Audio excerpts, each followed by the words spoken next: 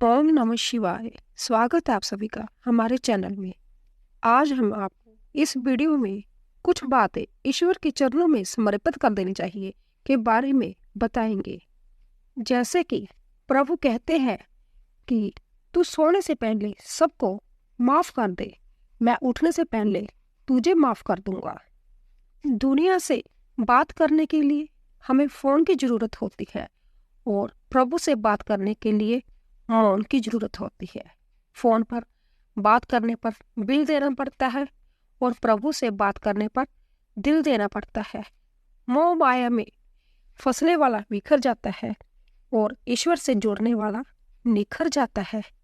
भगवान के पास दो शक्तियां हैं, एक है माया और दूसरी है भक्ति।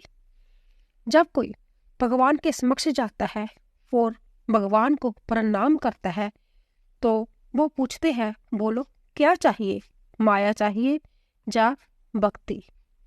भक्त पूछता है, भगवान दोनों में क्या अंतर है।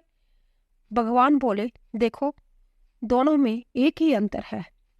अगर तुम्हें नाचना है तो माया ले जाओ और अगर मुझे नचाना है तो भक्ति ले जाओ, क्योंकि जीव जिसके वश में रहे उसका नाम माया और भगवान जिसके वश में रहे उसका नाम भक्ति। भगवान के राज्य में समस्त संसार नाचता है, जबकि भक्ति के राज्य में भगवान संभ्या नाचते हैं। इतनी ऊंचाई न देना प्रभु की धरती पराई लगने लगे, इतनी खुशियां न देना प्रभु की कि किसी दुखों पर हंसी आने लगे। नहीं चाहिए ऐसी शक्ति जिसका निर्बल पर प्रयोग करूं। नहीं चाहिए ऐसे भाव कि किसी को देख देख जल मरूं। ऐसा ज्ञान मुझे मत देना, अभिमान जिसका होने लगे। ऐसी चतुराई भी ना देना कि लोगों को छलने लगूं। किसी ने पूछा, भक्ति क्या है? बहुत ही प्यारा जवाब है, भक्ति हाथों पैरों से नहीं होती, वरना विकलांग कभी ना कर पाते। भक्ति ना ही आंखों से होती है, वरना सूरदास जी कभी ना कर पाते। ना ही भक्ति बोलने और सुनने से होती है, वरना गूंगे बहरे कभी ना कर पाते। और ना ही भक्ति धन और ताकत से होती है, वरना गरीब और कमजोर कभी ना कर पाते। भक्ति केवल भाव से होती है, एक एहसास होता है। भक्ति जो हृदय से होकर विचारों में जाती है और हमारा प्रेम परमात्मा से जुड़कर रिश्ते में बदल जाता है। भक्ति भाव का सच्चा सागर है।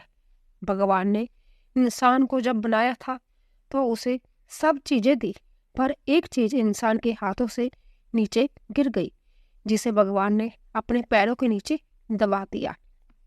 इंसान के चले जाने के बाद भगवान से किसी ने पूछा, आपने अपने चरणों के नीचे क्या छुपाया है जो इंसान को वापस नहीं दिया? तब भगवान बोले, मैंने अपने चरणों के नीचे शांति छुपाई है। इंसान सदैव इसके लिए तरसता रहेगा, वह हर जगह इसे ढूंढेगा पर नाकाम रहेगा और आखिर में उसे जय मेरे चरणों में आकर ही मिलेगी। मनुष्य का जय स्वभाव है कि वो सुख में ईश्वर को याद नहीं करता, पर दुख में उसे सबसे पहले ईश्वर की ही याद आती है। किसी ने पूछा, भगवान कब याद आते हैं? तो उत्तर मिला, धर्मात्मा को हर समय, पापी को मृत्यु के समय और चोर को पकड़े जाने पर, गरीब को भूख लगने पर, धनी व्यक्ति को बीमार हो जाने पर, कंजूस को पैसा खो जाने पर, किसान को वर्षा न होने पर और मुसाफिर को ट्रेन छूट जाने पर, व्यापारी को नुकसान हो जाने पर, विद्यार्थी को परीक्षा में असफल होने पर। इंसान को विपरीत परिस्थितियों में ही भगवान याद आते हैं। दुख में सिमरन सब करे, सुख में ना करे कोई।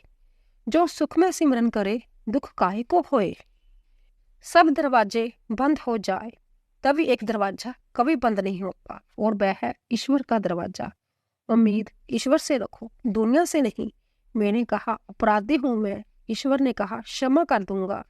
मैंने कहा परेशान हूं मैं, ईश्वर ने कहा संभाल लूंगा। मैंने कहा अकेला हूं मैं, ईश्वर ने कहा हमेशा साथ में रहूंगा मैं। मैंने कहा उदास हूं मैं, ईश्वर ने कहा, नजर उठाकर देख, हर वक्त तेरे आसपास हूँ मैं। जब आप भगवान का ध्यान करें तो हमेशा यही प्रार्थना करें कि हे प्रभु, अगर किसी समय में आपकी उंगली पकड़ना भूल जाऊं तो आप मेरी बाह पकड़ना कभी मत भूलना। अगर मैं आपको कहीं साथ चलने के लिए बोलना भूल जाऊं तो आप संभव ही मेरे साथ चलना कभी मत भूलना। कोई भी कारण हो, कोई भी बात हो, चिढ़ो मत, गुस्सा मत करो, जोर से मत बोलो, मन शांत रखो, विचार करो और फिर निर्णय लो। आवाज से आवाज नहीं मिटती, चुप्पी से मिटती है। तकलीफ सिर्फ आपको होगी, दुख भी आपको ही होगा। मन शांत रखोगे तो सुख भी आपको ही मिलेगा। जीवन में कई बार हम क्रोध में आकर सीमाएं लांघ जाते हैं और फिर हमारे साथ हाथ में अफसोस के अलावा कुछ नहीं लगता। एक बार एक आदमी अपनी नई कार को बड़े प्यार से पॉलिश करके चमका रहा था। वहीं पास में खड़ी उसकी 4 साल की बच्ची पत्थर के एक टुकड़े से कार पर कुछ लिखने लगी। कार पर खरोंच लगती देख पिता को इतना गुस्सा आया कि उसने अपनी बेटी के हाथ को जोर से मरोड़ दिया। इतने जोर से कि उसकी एक उंगली की हड्डी पर बहुत चोट लगी। अस्पताल में दर्द से कहराती हुई बेटी ने पापा को गले लगाकर पूछा, पापा, मेरी उंगलियां कब तक ठीक हो जाएगी? शर्मिंदा पिता कोई जवाब न दे पाया। उसे अपने किए पर इतना पछतावा हुआ कि वह घर वापस आकर कार पर लाते गुस्से बरसाता हुआ अपना गुस्सा निकालने लगा। तभी उसकी नज़र उस खरोंच पर पड़ी जिसकी वजह से उसकी नन्ही सी बेटी को उंगली पर इतनी चोट लगी थी। जानते हैं पत्थर के टुकड़े से बेटी ने कार पर क्या लिखा था? आई लव यू पापा, आई लव यू पापा। जीवन में सीमा हमेशा याद रखिए, चाहे वह गुस्से की हो, चाहे वह प्यार की हो। और यह भी याद रखिए कि चीज़ें इस्तेमाल के लिए होती है और लोग प्यार करने के लिए, पर हम उल्टा ही करते हैं, चीज़ों से प्यार और लोगों का इस्तेमाल करते हैं। यह दुनिया कितनी निराली है ना। जिनकी आंखों में नींद है उनके पास अच्छा वह बिस्तर नहीं, और जिनके पास अच्छा बिस्तर है उनकी आंखों में नींद नहीं।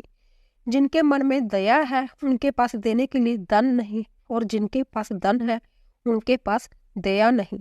जिसको भूख है उसके पास खाने को कुछ नहीं, और जिसके पास खाने को है उसके पास भूख नहीं। कोई अपनों के लिए रोटी छोड़ देता है तो कोई रोटी के लिए अपनों को छोड़ देता है। शब्दकोश में असंख्य शब्द होते हुए भी मौन होना सबसे बेहतर है। दुनिया में हजारों रंग होते हुए भी श्वेत रंग सबसे बेहतर है। खाने को दुनिया भर की चीजें होते हुए भी उपवास शरीर के लिए सबसे बेहतर है। देखने को इतना कुछ होते हुए भी आंखों से भीतर देखना सबसे बेहतर होता है। सोने की लंका और पुष्पक विमान तो रावण के पास थे, राम ने तो वनवास ही देखा है। राजपाट तो कंस के पास था, जेल में जन्म तो कृष्ण ने लिया था। राजमहल में तो कौरव ही रहते थे, वनवास तो पांडवों को भोगना पड़ा। संघर्ष हमेशा सत्य के साथ चलता है। जब सत्य के लिए भगवान को भी संघर्ष करना पड़ा तो हम तो फिर भी इंसान हैं। बात बहुत छोटी है पर गहरी है। बिखरा हुआ समाज और बिखरा हुआ परिवार कभी भी बादशाह नहीं बन सकता, लेकिन हाँ, वह आपस में लड़कर दूसरों को बादशाह जरूर बना देता है। जिस घर में प्रेम और बड़ों का आदर सम्मान होता है वहाँ ईश्वर का निवास होता है। प्यार बंटा तो रामायण लिखी गई और संपत्ति बटी तो महाभारत लिखी गई। याद रखना कि इंसान का पतन उस वक्त शुरू हो जाता है जब वह अपनों को गिराने की सलाह दूसरों से लेने लगता है। एक पत्थर लो और इस पत्थर को किसी जानवर, कुत्ते या बिल्ली के ऊपर मारिए। आप देखेंगे कि वह जानवर डरकर भाग जाएगा। अब वही पत्थर लीजिए और एक मधुमक्खी के छत्ते पर मारिए, फिर देखिएगा कि मधुमक्खियां आपका क्या हाल करती है।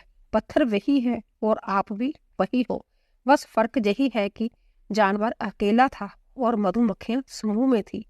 एकता में ही शक्ति होती है। संयुक्त रहिए, संगठित रहिए, प्यार से रहिए, सबका ख्याल रखिए और अपना भी ख्याल रखिए। हमेशा मुस्कुराते रहिए, कभी अपने लिए तो कभी अपनों के लिए।